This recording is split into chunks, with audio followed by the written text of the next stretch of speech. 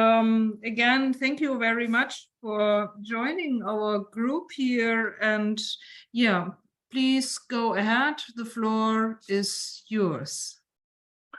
Yes, thank you so much. And sorry for the accident before. I just want to mention some researches in which these considerations that I will propose today find their collocation. First of all, the researches on Alexandrian institutions inspired in particular by Ephrem Aboud Ishac and by Alessandro Bausi and his discoveries of the Ethiopic manuscript tradition, of which I will speak in a moment. Then to Mario Simonetti, who was not interested in the canons, but on what was on the background of the canons. Dominique Moreau, who is writing now a lot of articles about the Latin translations of canons and the formation of the pontifical canonical law. And a lot of young researchers, I would mention them because they will have some importance also in my speech. In particular, here I see Matthias Simperl, who has discussed an important dissertation about the letter of the Antiochian Council of 324. That is a question that implies also a study of all the tradition in which this letter is inserted. And also for Sapienza University of Rome, I will mention three young researchers. One is Costanza Bianchi, who discussed some weeks ago a dissertation about the Coptic translation of the canons of Nicaea and also of the Corpus Canon of the Antiochian Provenance. And Annunziata Di Rienzo, who 1 or 2 months ago had obtained the Marie Curie Fellowship for studying the question of the relationship between Persian Church and Roman Church, in particular in connection with Papas and Constantine and Helena and Nicene canons. You will see that the Nicene canons, also in Syriac Persian tradition, has been added to the authentic ones. And Emanuel Fiano is a student of mine 15 years ago in Sapienza, now is professor in Fordham University, who is writing a book titled 3 Powers in Heaven, a very fascinating title, about the language, the problem of language, of public religious language used in the 4th century controversy. Of course, when we deal with the canons of Nicaea, we have a very long, strong, and erudite tradition of studies. Only just to mention some names: Maassen, Turner, Schwartz, Mordek, Godemé, and for the Syriac, we have Böbus, Selber, Kaufhold, all of great importance also for establishing the text of those canons. Not to mention a lot of scholars that have dealt with Armenian, Georgian, Arabic, and Ethiopic traditions of canons. I will discuss 3 topics. For the moment, I show to you the Codex Veronensis 60. That is very important for also our discussion. For example, here you will find the translation Chechiliani of the canons of Nicaea, inserted in a very complex system of texts, which includes all the Collectio Antiochena and also the history of the Patriarchate of Alexandria and also other material coming from Constantinople. You see here we have it is a codex made in 2 parts. The first part is connected to the African church. It is beautiful because it is exactly the question of Apiarius that is discussed in the first part. In the second part, we have all kinds of conciliar documents and histories and so on. And here it is clear that what are the main problems. I will show you only one to begin, one with a great problem, that is how the reference to the decisions of the Council of Nicaea are made in the course of time. Are all the same, or there are different ways to refer to the myth of the canons of the Council of Nicaea? Here, I would like only to show a text that I can show to you, thanks to Ephrem Aboud Ishac, that is the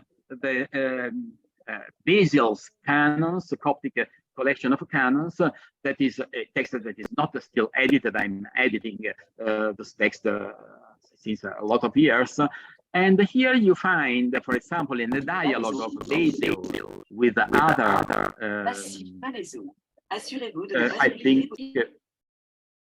I think that there are some problems. A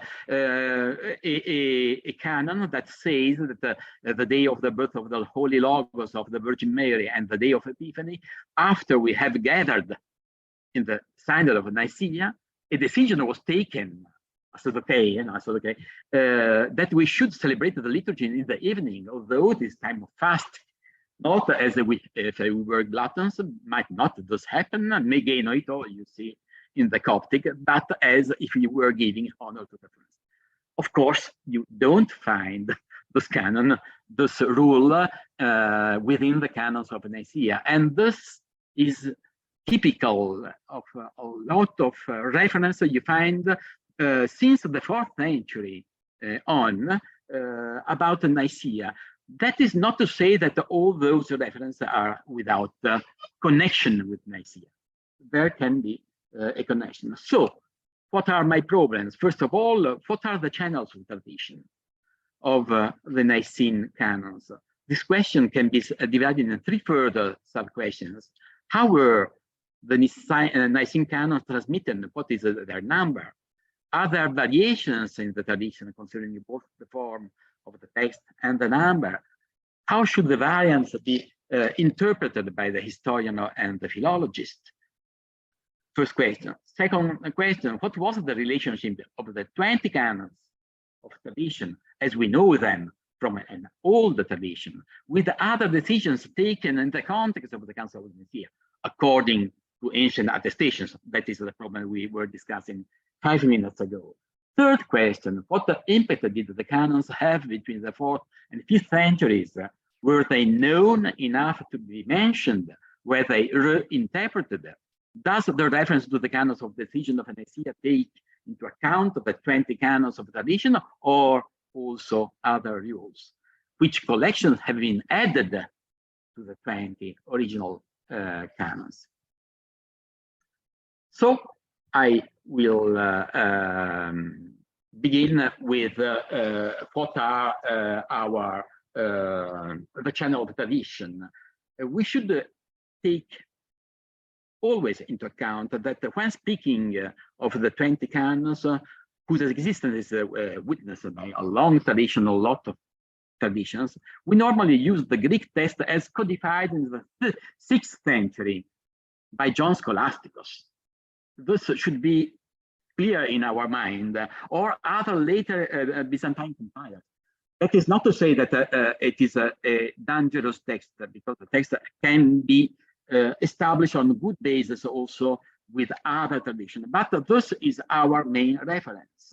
It is the task of scholars to try to go beyond this chronological term and beyond its collections to see if the ancient versions, for example, tell us anything about the original text, or the reverse, to understand if we can understand the ecclesiological and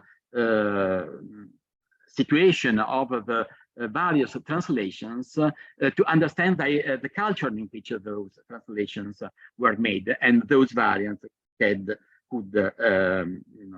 have their could take place. Excluding the Nicene symbol from our discussion, we have 3 orders of questions regarding the decisions taken at Nicaea. and the documents in which these decisions are attested. Despite the lack of actual acts, which, as Thomas Grauman has recently underlined, may never have existed. Some documents related to the council, for example, the letter of the Nicene bishops to the Church of Alexandria, the letters of Constantine, mention either decrees of which we find no trace at all in the canons that have come down to us, for example, the date of Easter, or decision for which we find only pale parallels in the sources of difficult interpretation, for example, the measures against the Melitian clergy. I point out that to complicate this matter, there are recent hypotheses, Pietra's, in particular Pietra's books. There are two books, one in English and one more revised form in Italian, according to which, despite the very ancient attestation of these documents in Socrates, in Theodoret, in Sozomenus, so a very strong tradition, they could be forgeries composed in the second half of the 4th century. This should prompt us now and in future research to reflect on the very nature of the canons we possess. Are these 20 canons the product of the council, which brought together a part of its more general decisions in the form of the canons that we know, leaving the local decisions, for example, those concerning the petitions, to different types of documents, or are the canons the product of a selection and an intensive editorial activity, which was conducted in the years after the council and before 380? So we have to understand what is the better model to study those canons. Other question and numerous allusions to the decision taken in Nicaea are scattered in literature of the 4th and 5th century. In some cases, confirming the text of the 20 canons, in other profoundly interpreting it. For example, in Ephesus, in still others not finding any correspondence at all in them. I will propose some examples of those, in particular for the 6th canon. Finally, there are entire collections of spurious canons not preserved in Greek but in Oriental languages and explicitly attributed to the Council of Nicaea. The existence of two collections of 80 or 84 canons attributed to the Council of Nicaea in Arabic has been reported for a long time, to the point that their latent translation has found place in Mansi's collection of synods, which also, with also annotations or introductions by someone in which they who could be Abraham Macedonius or other person, we are not sure about this, in which the possible antiquity and the authenticity are defended.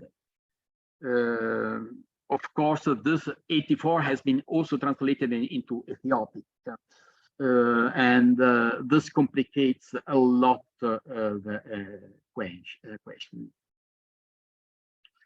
When this had been revoked and doubt, so there were a lot of criticism already in the 19th century about the hypothesis of authenticity of those canons. A new collection of 33 canons in Syriac was found and edited between the 19th and the 20th century, thanks to Braun and Wöbus. They were preserved in collections of textual materials relating to Maruta of Maiferkat and his participation in the Persian Synod of 410, the one in which the canons of Nicaea, probably in the form of the Collectio Agricana, have been accepted. So the canons of these Syriac collections largely coincide with the Arabic canons. Their nature and date deserves further inquiry. As we shall see, they reflect an ecclesiastical configuration which seems later than the 5th century. But we are not sure that these points can be interpolation in this kind of spurious canons. As for the canons we have, I only show you that here you have a kind of two branch of traditions I will show here in the scheme. On one side, you see the transmission of the Nicene canons through the corpus canonum in Antioch, 379 as a kind of symbolic date. Of course, in the sense, with the order of Nicaea, Cyrene, Caesarea, Gangra, Antioch, then Constantinople, then later Chalcedon and other additional texts. From here, you see that there are a lot of errors that come from there, because you have probably the Syriac translation of the Persian Synod that we do not know. You have some Latin translations, the earlier Syriac translation, and also the later Syriac translations. I will come back on those, but I don't know if we have time. But from here, the most important thing is the red rectangle, the Greek systematic collections of John Scholasticus is coming from the Corpus Canonum or the Collectio Antiochiana. And from here, we have the text that we read today in Greek.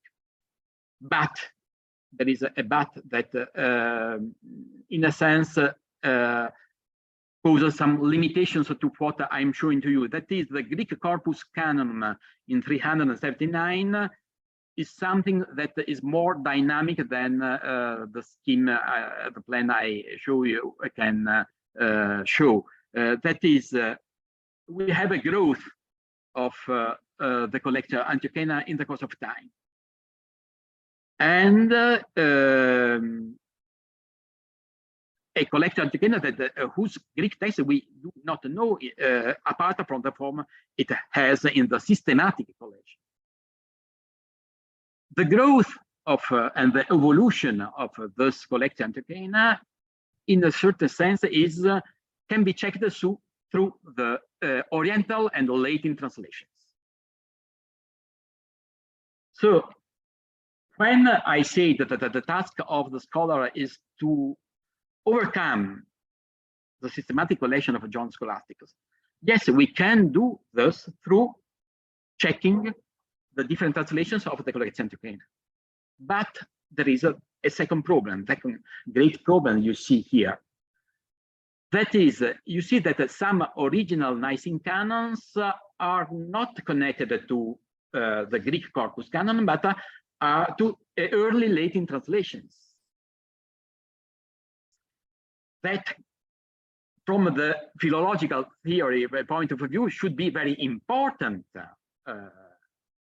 for our understanding of the original text of the canons. But also here, we have to pay attention to the fact that those early versions are tendencies, have some problems of translation. In particular, Canon 6 will be our point of discussion.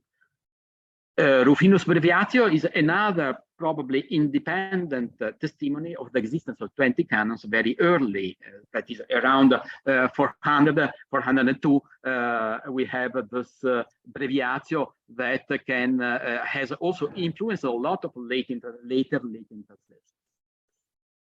Here I only wanted to show you the Paris manuscript 62, because here we have a trace of one of the two main translations made in Syriac. As you see here, you have the canons with their number. There are also manuscripts in which you have the double numeration, that is, the number of each canon inside each council, and the absolute number of each canon in the entire collection. Coming back to our scheme here, I would only underline two things. When we have Latin, we are in a very complicated situation, because as Schwartz Turner has demonstrated that latent translation can be independent from the collector Antiochena or dependent on it. Or there are more complicated cases in which, for example, the Biazio Rufini is influencing those translations. The other question is Ethiopic. I thank Bausi for giving me some new information. I'm discussing of inedited text in this moment. So in the Aksumite collection that we have discussed a lot in past years, there are also Nicene Canons, a collection of 17 Nicene Canons. Variation in number are also attested in Latin, in some Latin collections. So this is not so strange. What is sure for Alessandro is that the earlier Ethiopic translation is connected to the Greek corpus canon. And for example, the Sixth Canon is completely adherent to the last evolution of the text of this canon. The Syriac is very complicated, as you see, is all dependent from the Antiochene collection, but from different moments of this Antiochene collection. This is what should be understood by all of us. Each collection, each Syriac collection has its own relationship with a certain phase of the collection Antiochena. That is not something static, but is changing over time. For example, here we have the Syriac division of 687. That is milieu that are tied to Jacob of Edessa, that are revising all the collection and adding new documents. For example, the letter I was speaking before that Simper will publish in the future. Then there is the Arabic translations that are what is more complicated, even more complicated, because here we have the dependence of Arabic word, Arabic languages, Arabic literatures from the different literatures in which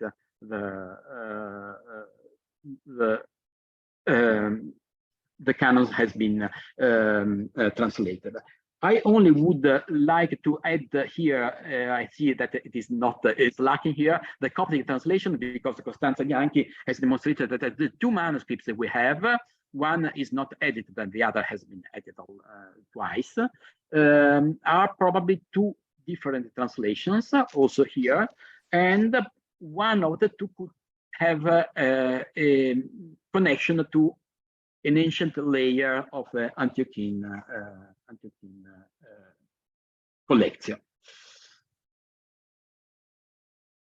I don't want to touch a lot of the Latin translations. And we will, because they are very well known, pay attention only to the problem of the passage here of Corpus Canum Africanum Romanum and the later revisions. A great problem was the case of Apiarius, on which I will come back in a moment.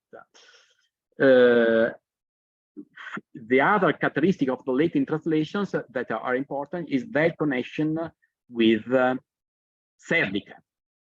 So, on one side, you have collection Antiochena with Nicaea, Syria, Nicaea, etc. On the other side, you have some manuscripts that attest to a version of, or to more than one version, in which Nicaea and Serdica were connected, and they were probably numbered in a continuous way as in the collection Antiochena. This is very important because when we discuss the history, we should take into consideration the fact that this connection between different councils, different norms, with Nicaea at the beginning was one of the causes that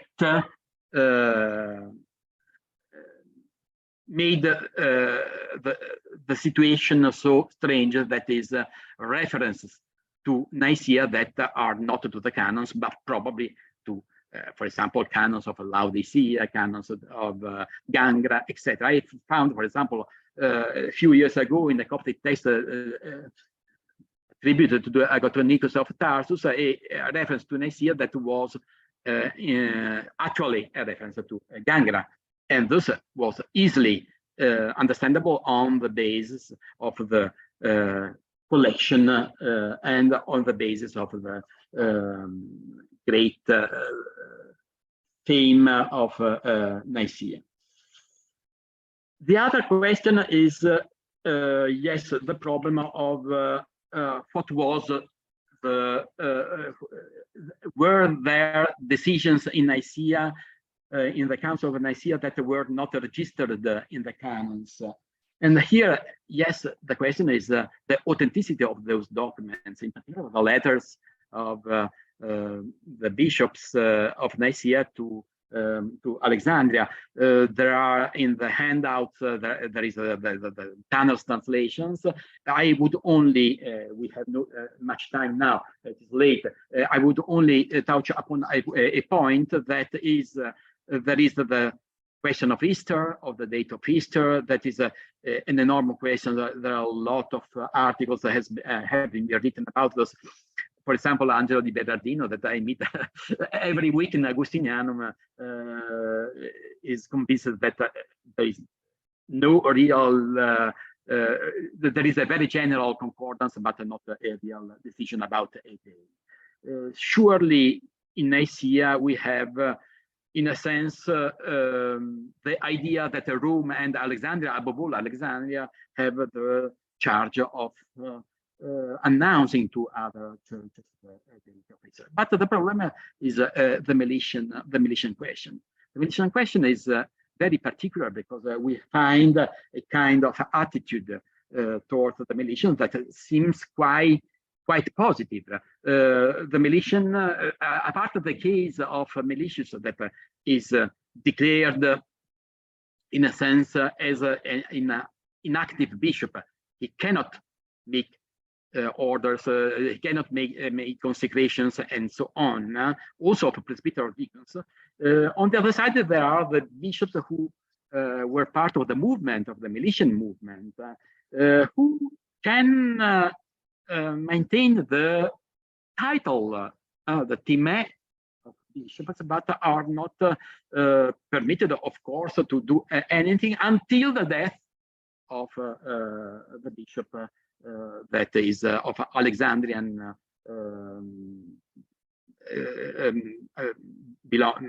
that adheres to the Alexandrian episcopate. This is a very open solution. I think why Pietrus says in his book, this letter and other letters of Constantine about the East are not mentioned. For example, Athanasius does not mention this letter. This is an argument of Excelentio that is quite strong, but I have another argument that is not so strong, that is also Excelentio. It is, I think, at the same level of that of Pietrus, because for me, Athanasius was not in agreement with this canon, with this decision. He, in a passage of Apologia Secunda, it is clear that the council was too open to a reconciliation towards the Melitian, and we know that the Melitian movement after the council became a real problem for Athanasius and for the entire Nile Valley. The problem is clearly, I think that the sixth canon is a kind of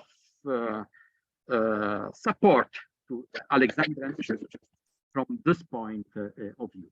I think that Meletian's movement has nothing to do with the lapse, or only in part. That is the problem of the treatment of the lapse is secondary. The main problem was the Bishop of Alexandria, as such, that is, was an institutional contestation of the autocracy of the Bishop of Alexandria. As we said half an hour ago, Alexandria is unique, can be compared only to the relationship of Rome with the suburbicaria dioceses.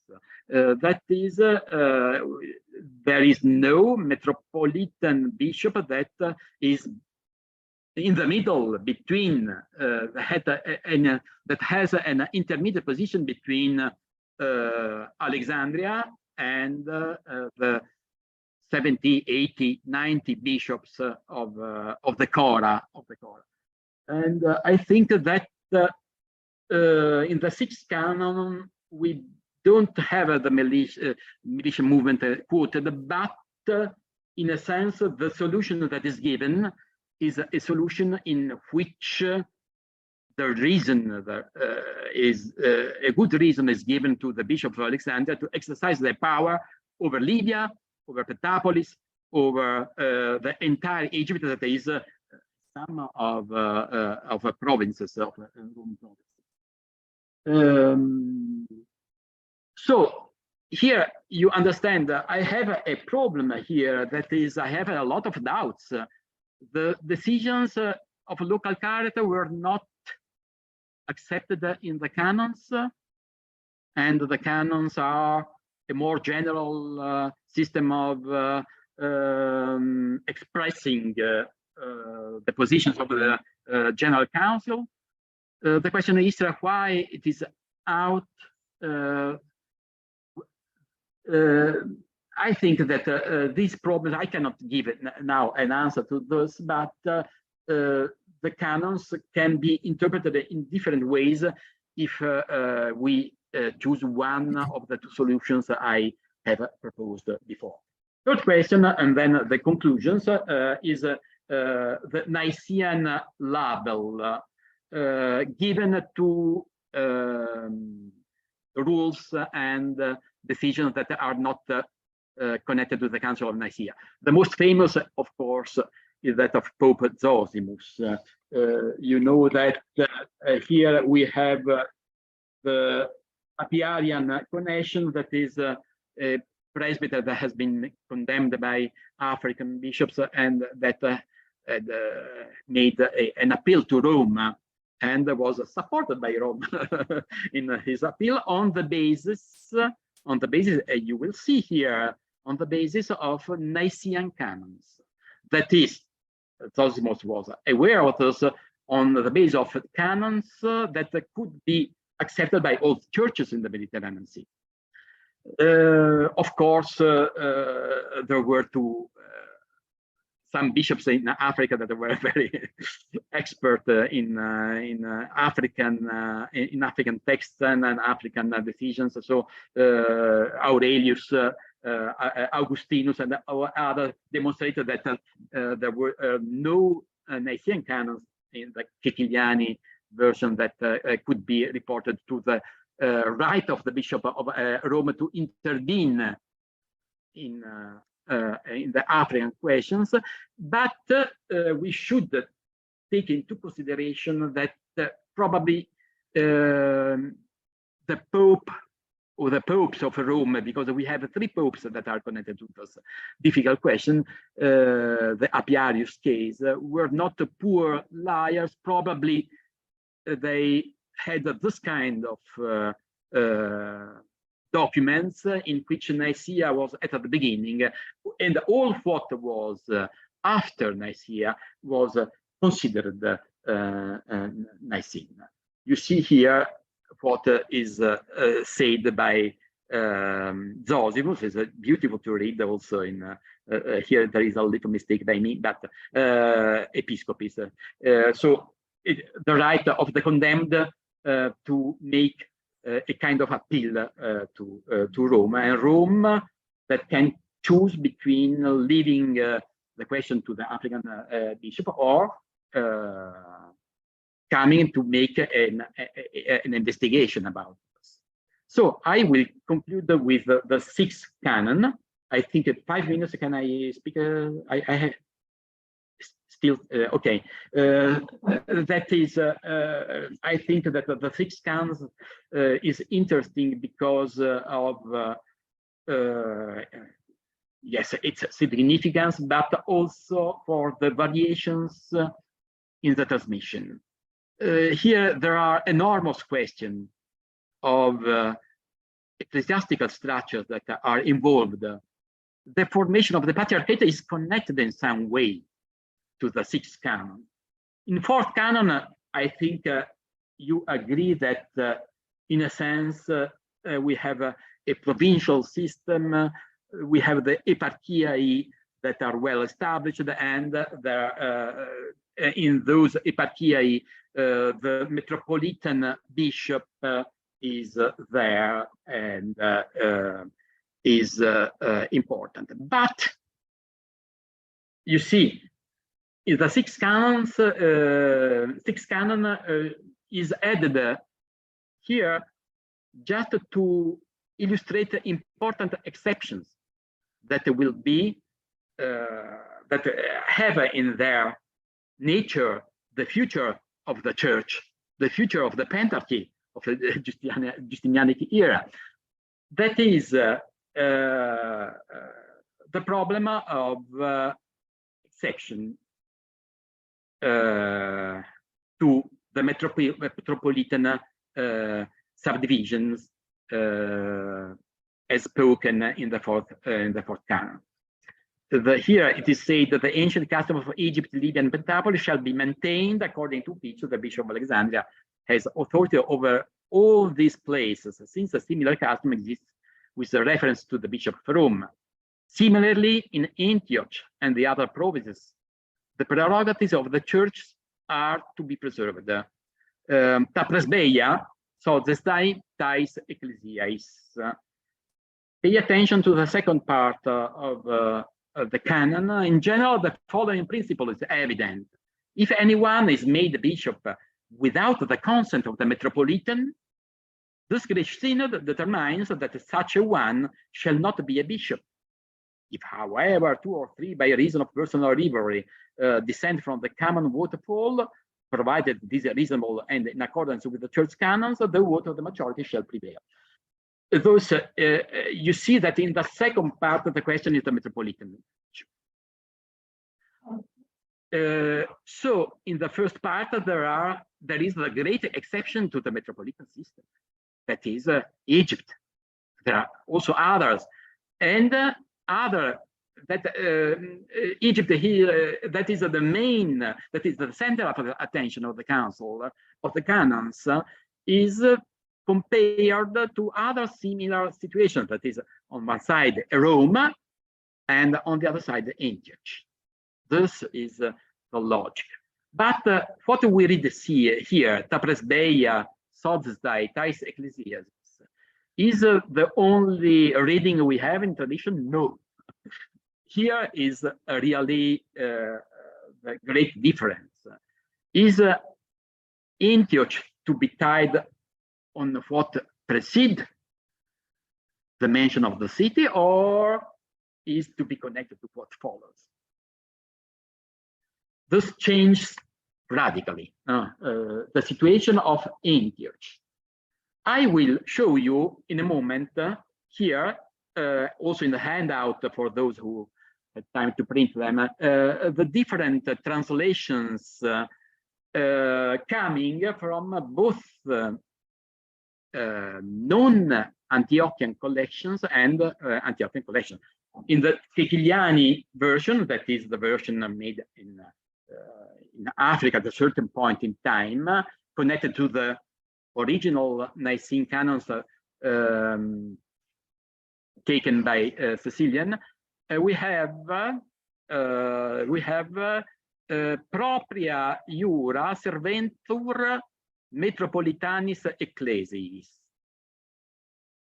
That is, it is not churches, very generic, but is metropolitan churches. And immediately after, you have the second part of the canon in which the metropolitan becomes the center of the canon. See also the translation of Attici translatio or translation.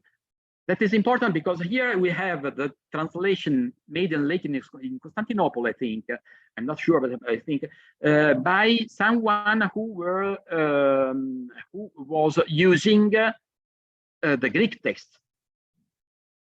And you find here Metropolitanis Ecclesias, all those Latin strange orthographic features are not mine, but depend on Turner's edition that is tries to make use. In the Prisca, in Ceteris Provincis privilegia propria reserventur metropolitanis ecclesiae.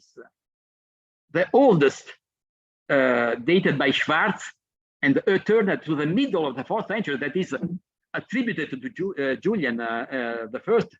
Brennecke, for example, attributes it to Liberius, but you see the difference is not so great.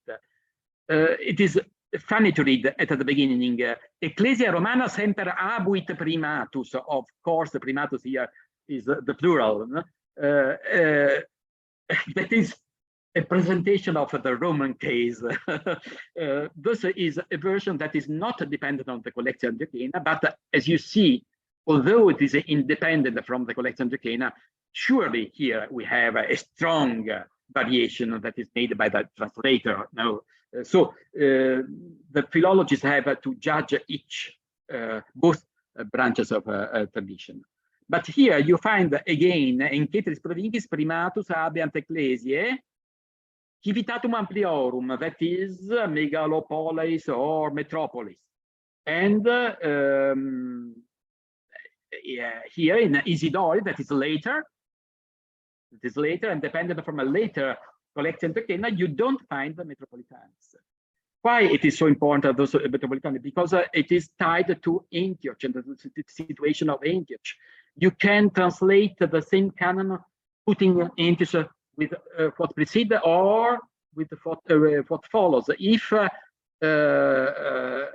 in a sense, what follows is without metropolitanis, there is no problem. But if there is a metropolite, or it is a problem for Antioch, because metropolitan are well defended by all the Nicene canons. You see, for example, I think Thomas Graham could be explained this better than me, that in the Council of Ephesus, the problem of Cyprus is the main problem. And still here, there is a play with the Nicene canons of the 4th and the 6th on the basis of the possible autonomy of the Cyprus metropolitan to be elected. And finally, the 73 canons of Nicaea in Syriac, where you have a new representation of ecclesiastical power that is based in part in a dialectic with the canons of Nicaea.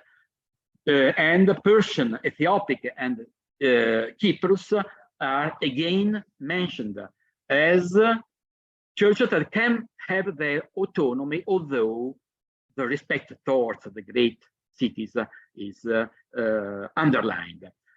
To finish, I would like only to say that Nicene canons should be studied with the plurality of attestation we have. We should also have a model of tradition that is very complicated, but I think that is necessary to have in mind. You have on one side the possibility to reach here and there something new about the original, but above all, I think the task of the future scholar of this century and the future centuries is to understand how the Nicene canons were interpreted in the course of time and were used to support new ecclesial identities. Thank you for your attention. Thank you very much for your rich presentation and giving insight into the complicated transmission. And please, can you close your screen sharing? That would be great. And I think we just now proceed to the response, and I will give over now to Ephrem Aboud Ishac, and he's commuting at the moment between Yale and Graz in Austria, because he has recently appointed a research scholar fellow at Yale University Institute of Sacred Music. But since 2013, he has been a researcher at University of Graz, and he has just got accepted a research project on identifying scattered puzzles of Syriac liturgy manuscripts. Congratulations for this. But now you're not in these liturgy fragments, but you go on to the Canons of Nicaea with special concentration in the Syriac tradition. So the floor is yours. Thank you so much, dear Professor Heil. I'm not sure if everybody can hear me and you can see the screen, which is the slides. Yes, everything okay. Thank you so much. First of all, I would like to thank you, Dr. Professor Heil, for this invitation, and also for all the organizers, especially Professor Samuel. It's really an honor to speak with these outstanding scholars. I'm not going to add more information than what we have heard from the fascinating presentation by Professor Camplani. I will try to give some kind of inputs for what I call it here a case of study. In fact, what Professor Camplani concluded his paper, that was an excellent window for me to start my presentation, that what we see and notice in the Nicene canons, we are dealing with plurality. And this plurality must be considered when we try to study them and to study their transmissions. And at the same time, if we are thinking to talk about their reception in different traditions. So that's why I'm going to focus on my talk on the Syriac tradition as a study case. Thanks again for the fascinating paper of Professor Camplani, who took us with a marvelous journey about the Nicene canons of Nicaea and in their historical development, which, as we could notice, they reflect a reality of complexity.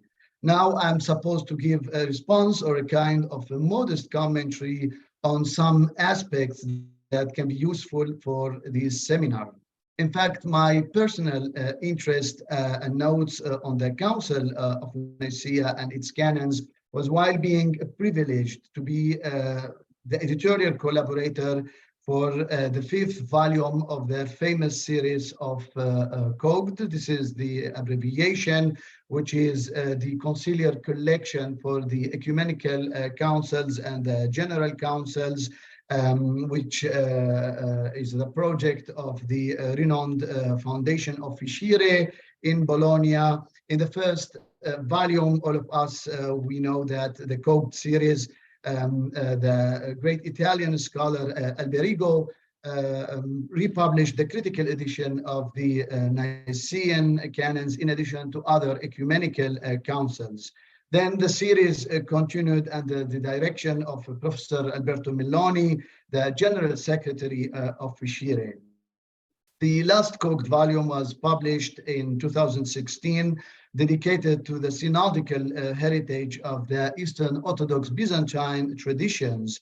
And personally, I have worked, and I had the honor to work on the forthcoming Syriac 2 volumes of COGD 5.1 and 5.2, which are basically dedicated to the East and West Syriac synodical collections based on the original manuscripts and resources. And here I would like to thank Dr. Robert Kitchen for his great assistance, and also all the contributors who edited the general councils for the both the traditions, and as we will see, these are important testimonies about the Nicene canons because they transmitted what was supposed to be circulated, but again with complexity.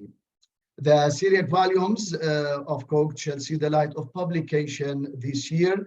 So what I'm going to share with you here is simply my personal observations in the Syriac tradition to give further information so we may complete the complicated, puzzled image of the Nicene canons.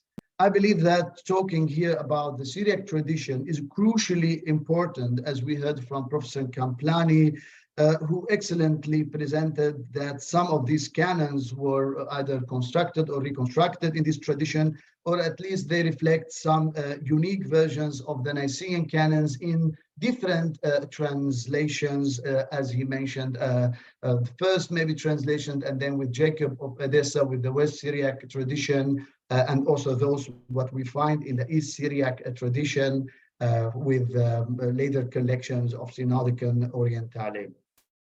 So these can be treated as a case study to focus in detail on how was the transmission of the Nicene canons, specifically in the Syriac tradition.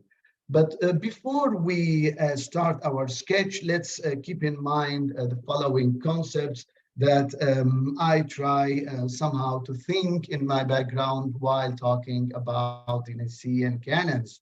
First of all is the echo of Nicaea was louder than its original sounds.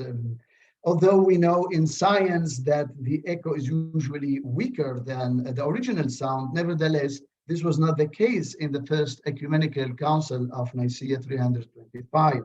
Using the expression of Alberigo in the introduction for the Nicene text in the Kocht 1 series, he said, when the Council of Nicaea closed with a banquet offered by Constantine, which was his birthday, as we know, a long, bitter, and controversial phase of reception was opened.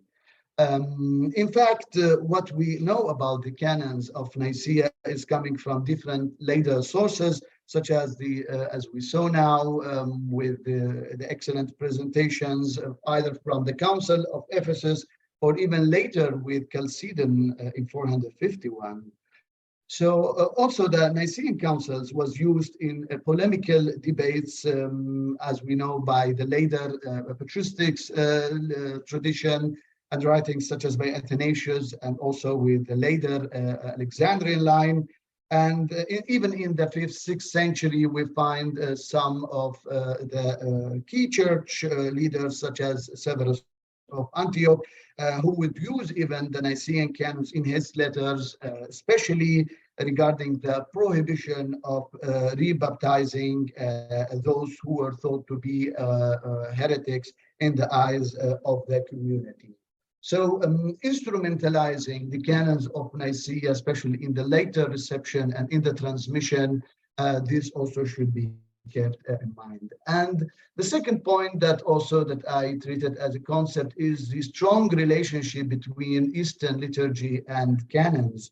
In the Eastern Christianity tradition, especially in the Syriac case, the canons and the liturgy have been always working in harmony.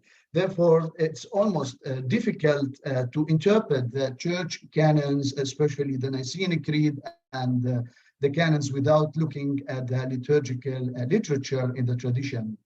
In fact, liturgy in the East celebrated the ecclesiastical canons, and here even I used the words of Professor Alberto Meloni, since especially when it comes to specific key points such as the theological hallmark of identity for these churches, always we see that liturgy is trying to celebrate the canons and to make kind of mutual relationship to strengthen each other.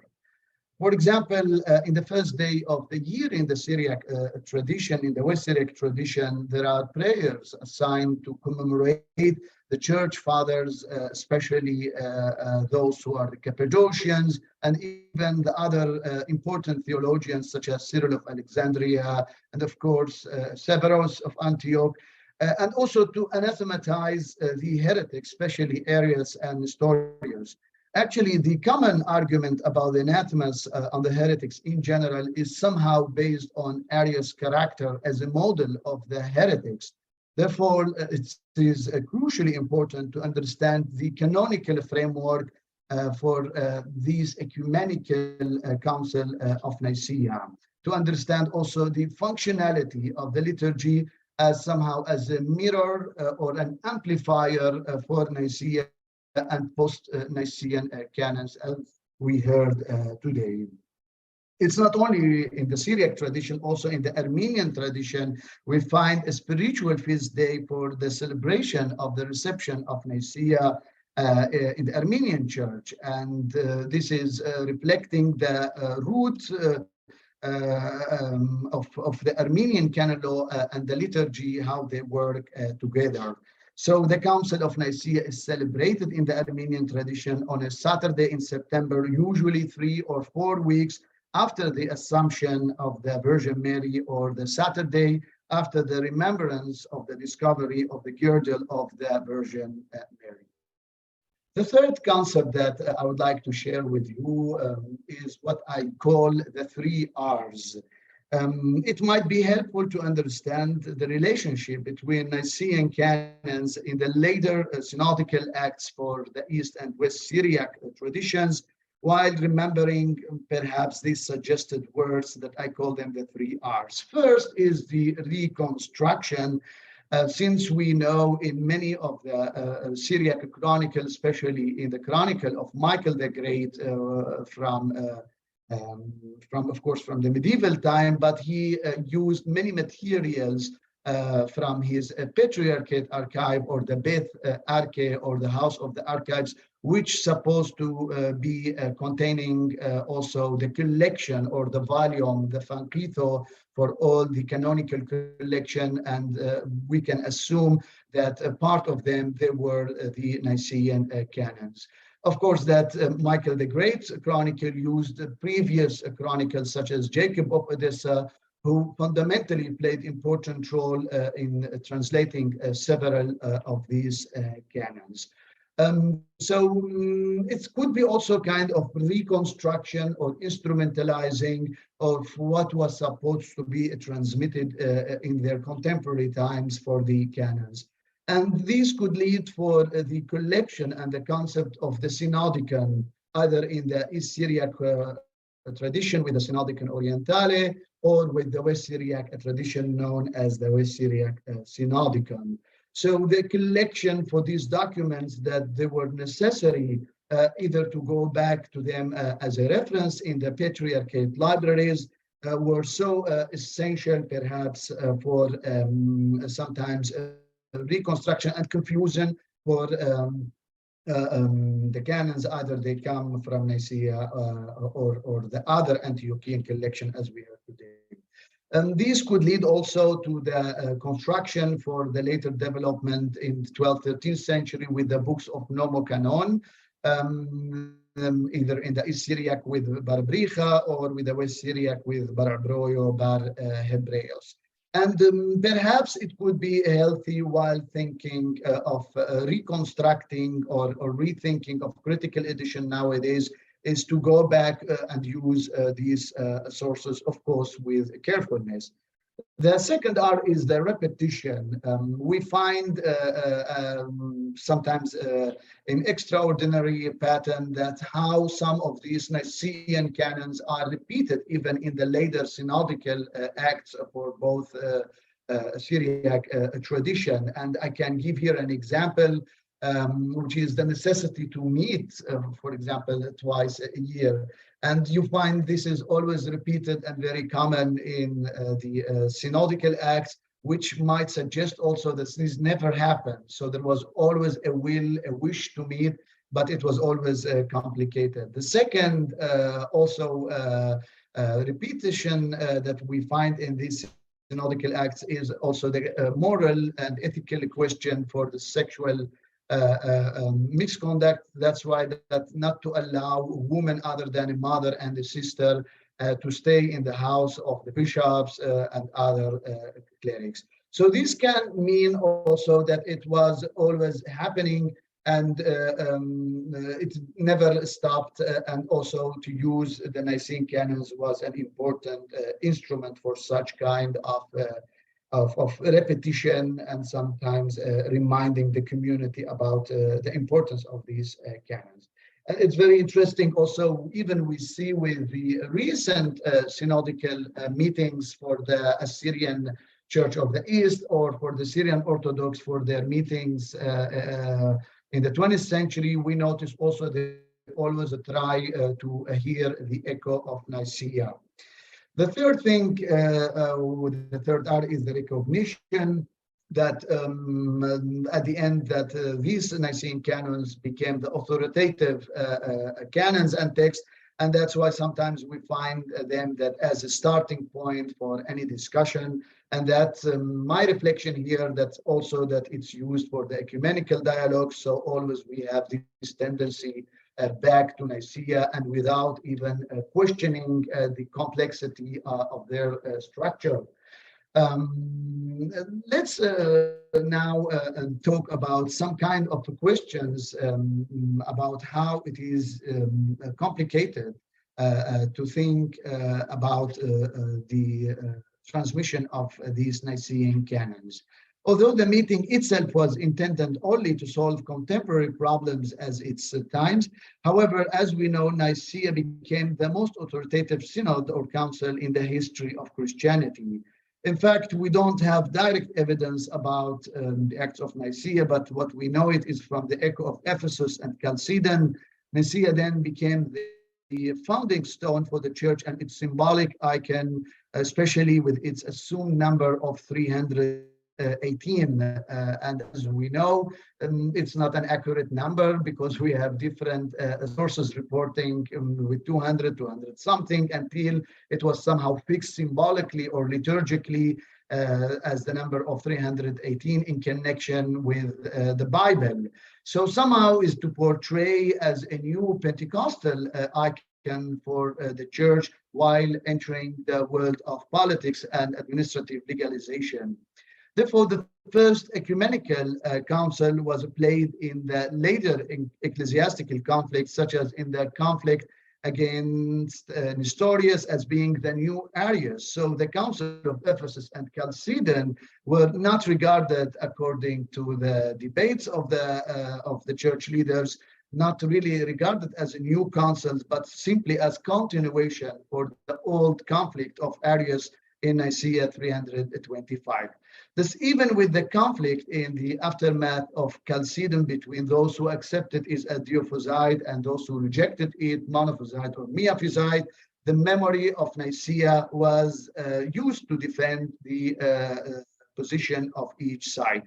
In this context, Nicaea or back to Nicaea would be somehow useful to understand that how those church leaders were thinking about the textual transmission of these canons, whether these canons really reflect the reality of the church in the early 4th century, or whether they summarize conflict of Antioch and Alexandria domestically in their local issues in the light of Arius problematic issues, which became later the hallmark of Nicaea.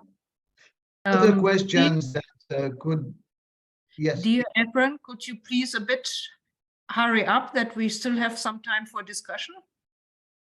Yes. As far as I understood from Professor Samuel, I have 25 minutes, but I can simply go very quickly. What I would like, how many minutes do you give me, Professor Hai? Well, 5-7 minutes or so, because okay. we have already 15-20 minutes. Yes. Okay, so what I'm going to share with you here is technically about some of the manuscript and what I could find and observe, let's say, with the collection of Al-Qosh, which was thought to be a lost manuscript, or known as the manuscript for the Synodicon Orientale. And we find a different kind of collection for these canons.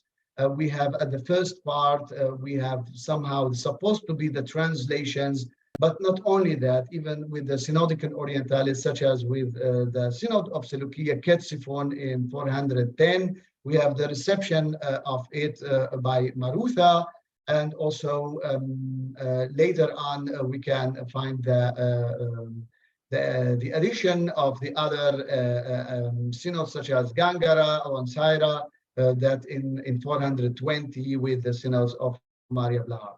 So we have a problem in the Syriac tradition with losing some important manuscripts, such as the Seret lost manuscript, which was lost in the early 20th century.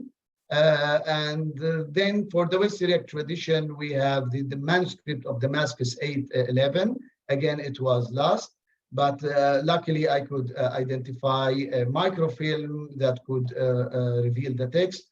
But also we have another manuscript, which is the Bassabrian from the early 20th century, that only we know about it from Patriarch Ephrem Barsom. Now, according to the new rediscovery by Father Iskandar Bsheri from Chicago, he could identify that there are a couple of fragments connection, or they are from Bassabrian lost manuscript. And he published an article about it, and there is another one forthcoming.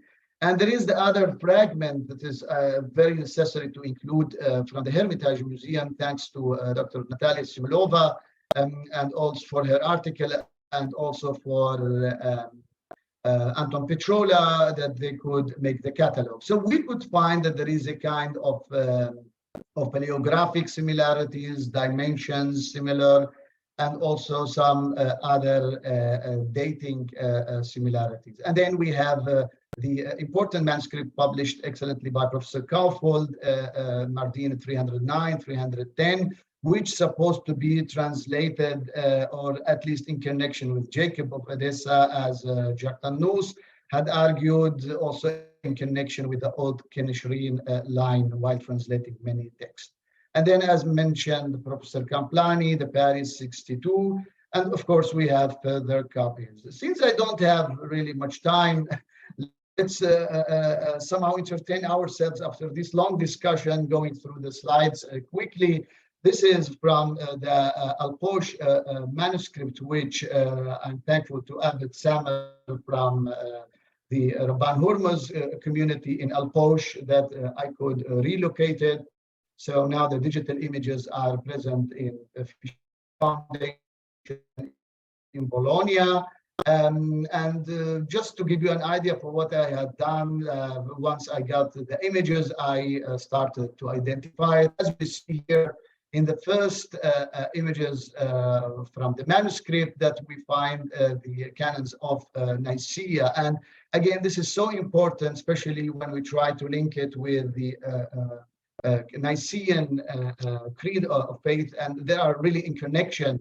And of course, you have the development of the translation. For example, to express the incarnation, we find different techniques. For example, we find sometimes Ed Gasham, which is embodied, and sometimes the Ed Barnash, and then later we have the Ed Basar thing. And according to Professors Gabriela Winkler and Sebastian Brock, of course, that they reflect a period of time.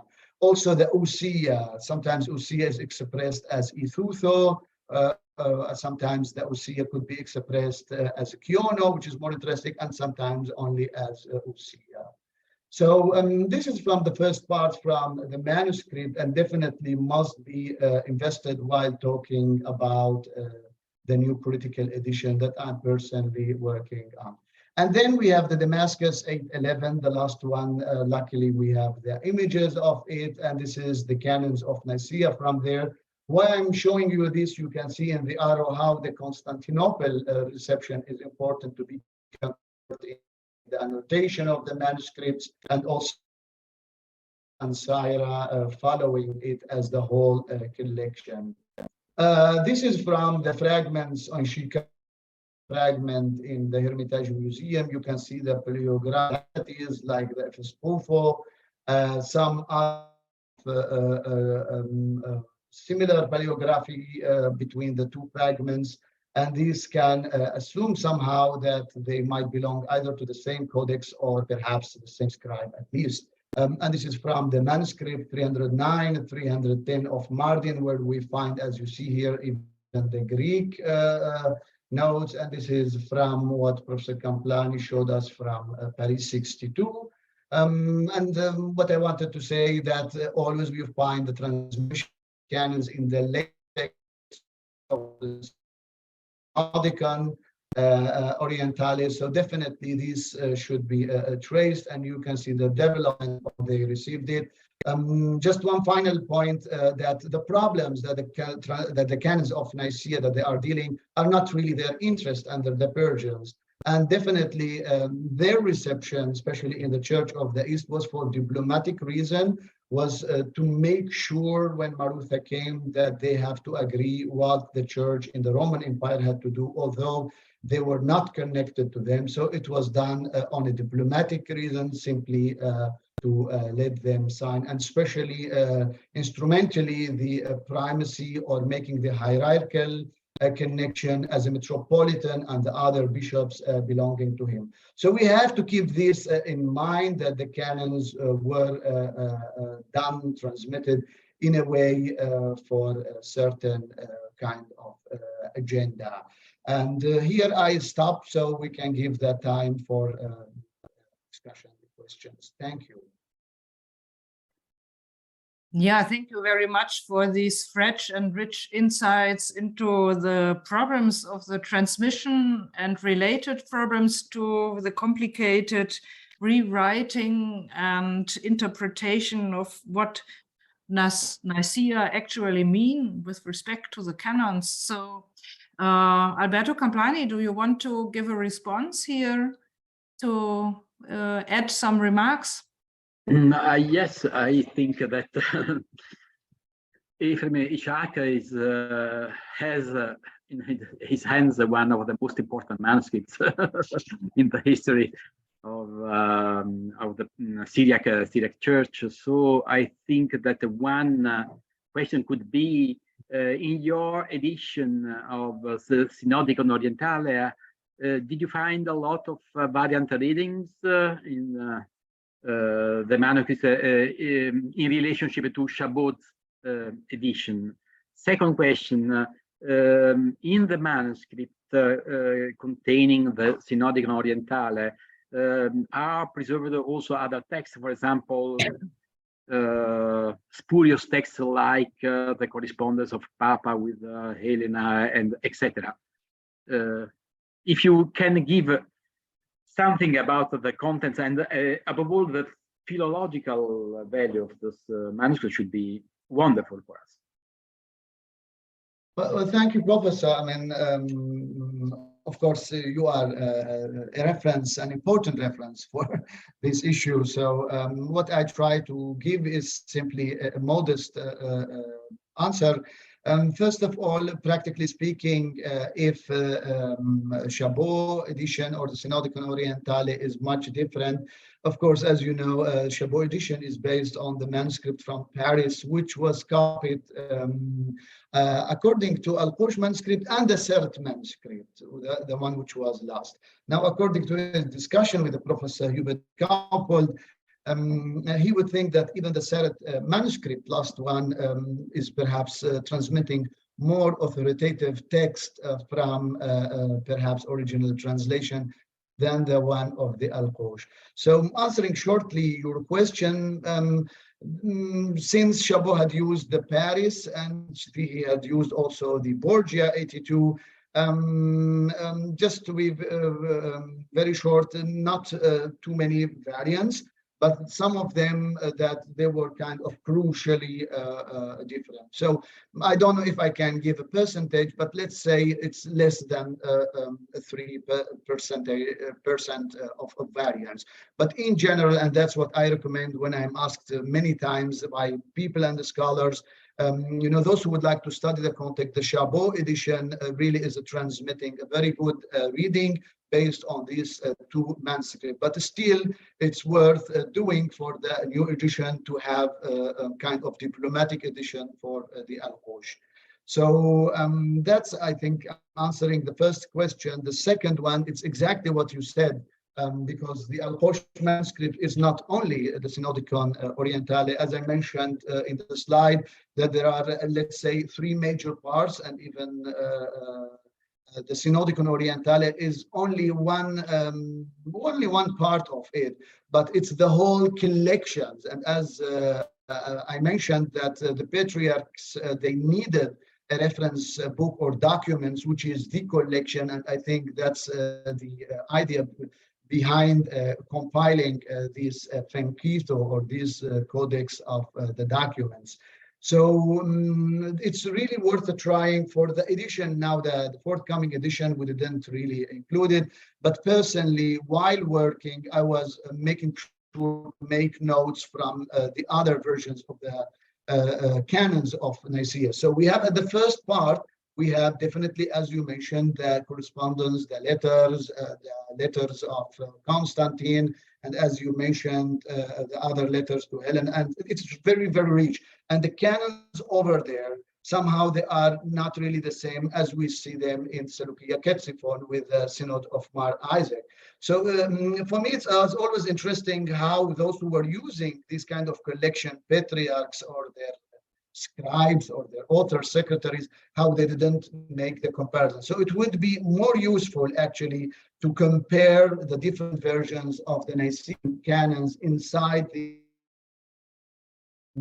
as I mentioned, especially when we speak about the Nicene Creed, there are some important key words that they were changed over time. Something that I have to mention here, and that I put it in my notes and I mentioned in the presentation, as you know, Duhalot and some other scholars in this line could prove that the Nicene version that we find in the West Syriac reception. So as I showed in the slides, the Mardi manuscript 309, 310, they also include the Seleucia Ctesiphon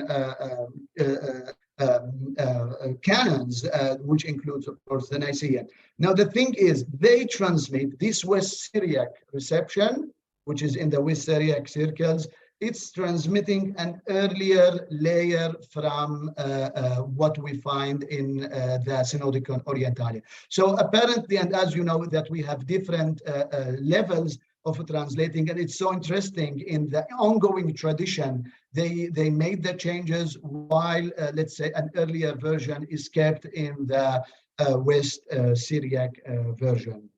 So it would be really a greater project to compare the different translations and then to see all these layers when we talk about critical edition. But for this new forthcoming edition, COGT 5152, I mean, we are simply producing the general synods, but it's not really including the ecumenical councils in the Syriac versions. Thank you. Are there further questions, remarks? We have some minutes left. Yeah, Sarah, please unmute yourself. Thank you. This is a question for Professor Camplani. I noticed that you didn't include Laodicea in your slide on the collection of Antioch, which I'm interested in because I think Laodicea is the key to that very early dissemination, because some of the earliest versions have it and some of them don't. And of course, it's a consecutively numbered. It's included in a consecutively numbered version that's used to which the canons of Constantinople are added. So I wondered if you had any thoughts about that. Did you leave it out deliberately, or no, it is a mistake. It is. It is a mistake. Excuse me. But it's so interesting because it's the key. Felix culpa. Exactly. Further questions, remarks?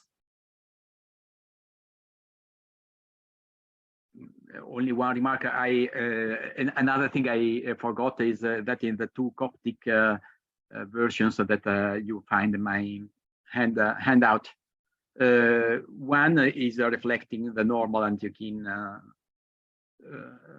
the final Antiochian form of the sixth canon, while the other, the first one that is still invented, and Constanze Jank is working on it, is there is the mention of a patriarch,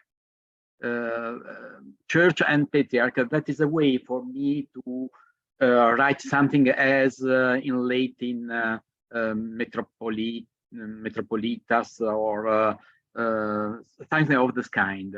That is probably the first version was accessing at a stage of the Antiochian tradition in which the delation of metropolis was not done, was still not done.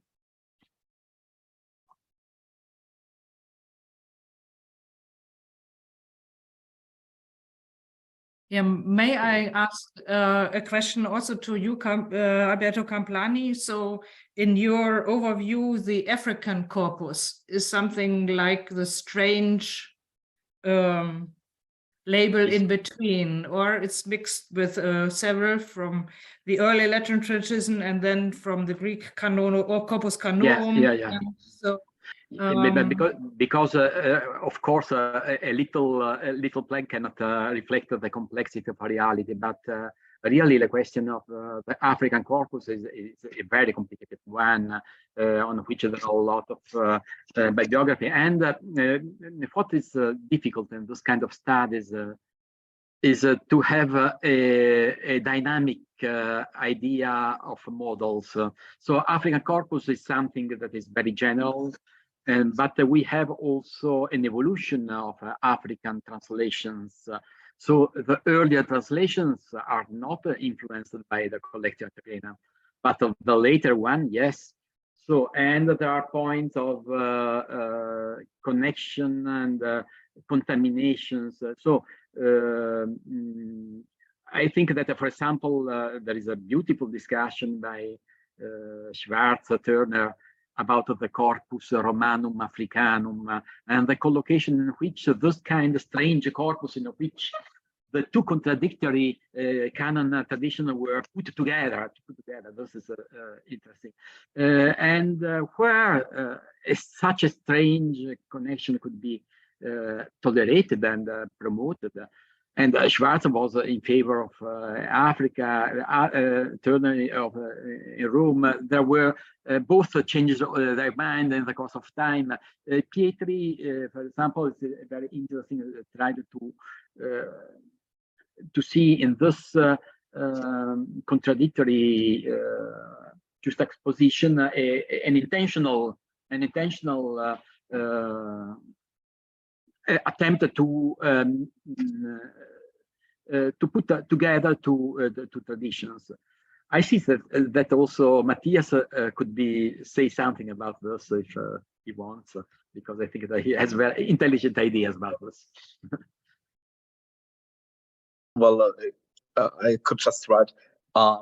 We have tradition. We have an older version which is called Versio Ceciliani, because somebody thought it would have been brought and translated by Bishop Cecilian in the 4th century.